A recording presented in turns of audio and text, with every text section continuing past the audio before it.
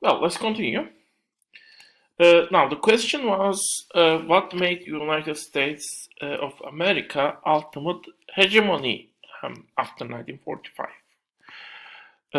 Again, we could look to the alternative, which was defeated, but I mean, it's better to concentrate to the let's say, contestant which ultimately got the hegemony. And I mean, the answer might be interesting to important to understand our system also. So, we have gone through the analysis of the world economic system to look to different eras of different hegemonies. And we have seen, actually, we started from the city-states, which were kind of small versions of nations, to a proto-nation Netherlands, and then a nation-state, England or UK, although the England was pretty much the hegemony there within the United Kingdom.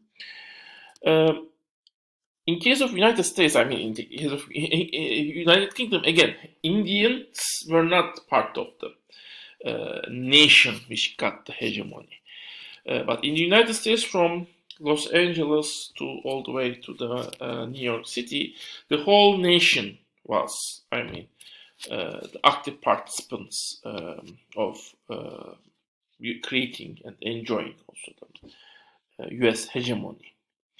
And United States, as it is stated, it is not a traditional nation state. It is a nation, but it's also formed from the. It also built from upon different principles compared with the traditional nation states of the European and to some extent also Asian continent, which was basically ethnical. I say legends, but you might say ethnical grounds, basically. It is, as I said, a nation built upon agreement, which was the first agreement, which sometimes is held as sacred as some nations had the religious doctrines, the Constitution of the United States. And the United States, even some religious groups think Constitution of the United States can be considered as sacred. But the fact that the Constitution or that agreement is the base of the nation at least make officially anyone who agrees that agreement a part of the nation.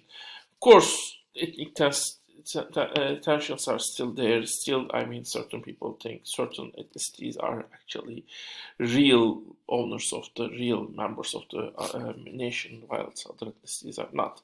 But in the end, I mean, all those claims also based on agreement. I mean, the idea that white people are, for example, or previously, I mean, today it is white people, but previously the more British Protestant people are the ones actually who are able to follow the agreement, follow the US values, while other nations that are coming are actually not following the values but changing those values based on that agreement.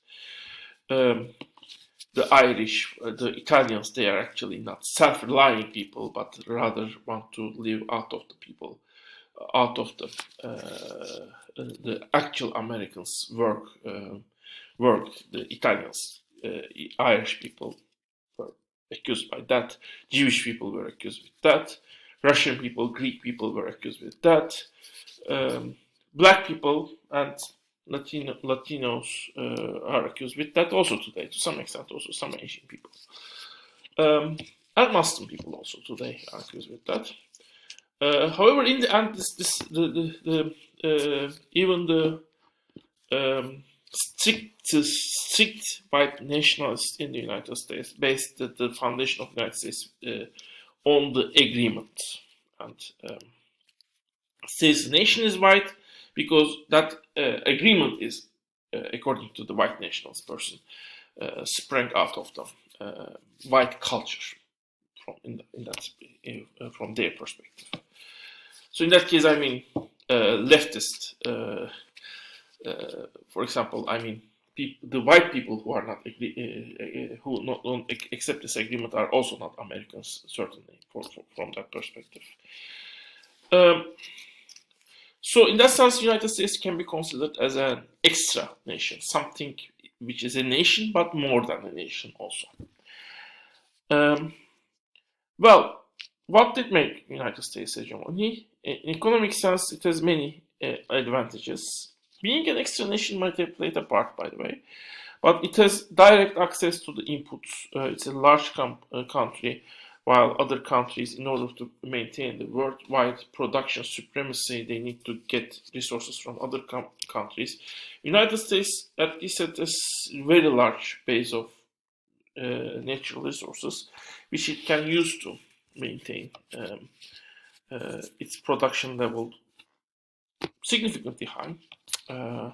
Its ability to do that cannot be compared with UK, let alone Netherlands. It has also direct access to oil.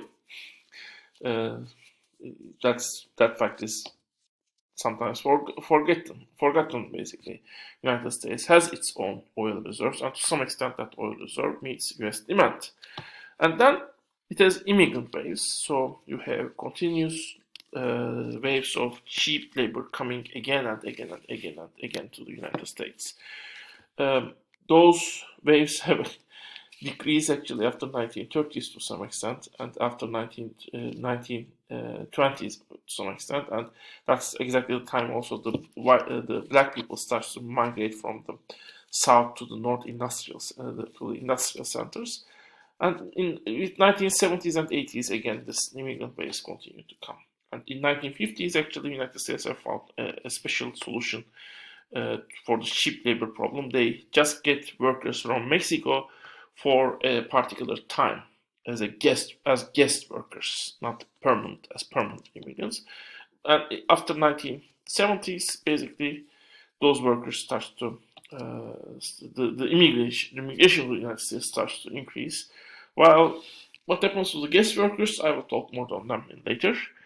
And then it has vertically integrated companies, which means companies have, for example, oil company also has the transportation.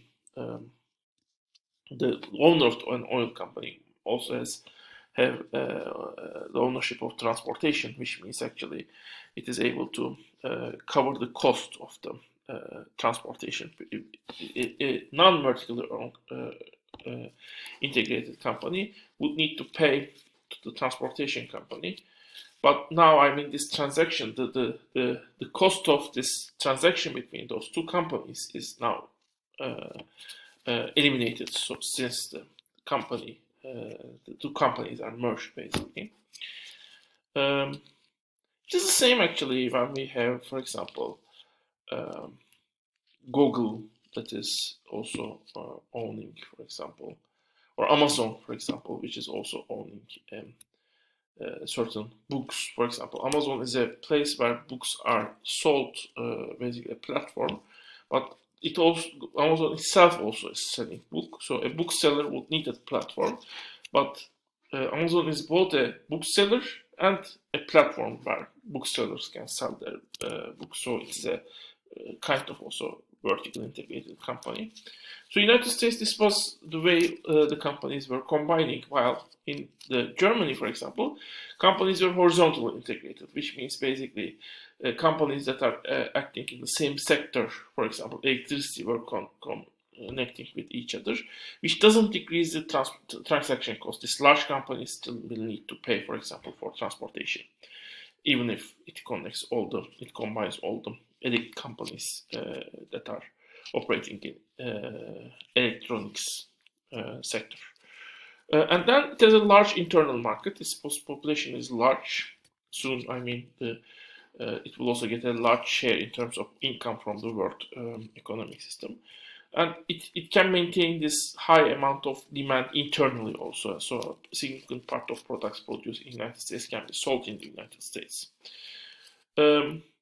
And another advantage that is mentioned is basically education and innovation. Education was actually something that was invested a lot in the United States.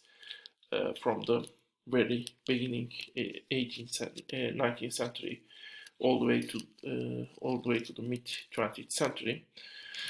The states were investing to the education institutions, well, considering it as a prestigious investment, basically, and that investment also that there was open encouragement of innovations, and this let's say relatively high spending on innovations and education was, according to one idea, some economists, the reason why United States has become the hegemony.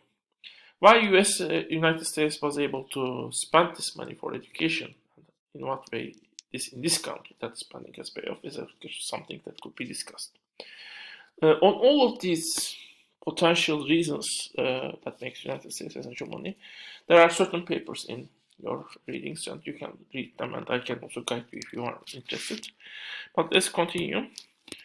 So, United States has become hegemony, and a new system has been founded. What were the basic tenets of the system?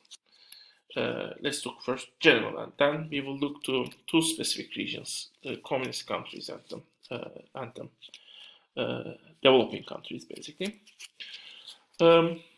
So, characteristic of the new capitalist system. First, consumerism.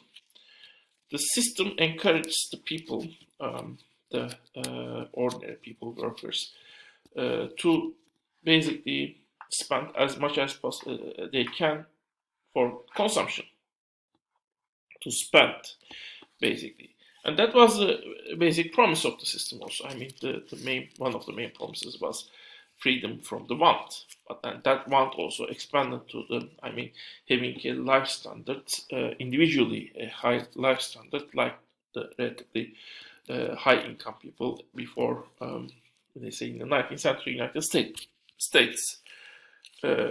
So basically, the improvement of the living standards have become equivalent to the increase in amount of consumption you do, amount of goods and services you consume, which could be one way of measuring it. But of course, there are other ways you can measure it. For example, the free time you spend, the time you spend for the activities you like most, which was not necessarily not consumerism at least promises. Consumerism by itself promises just get the stuff, get the things you need. I got the glass I really like, but that doesn't mean I am able to spend my hours the way I like.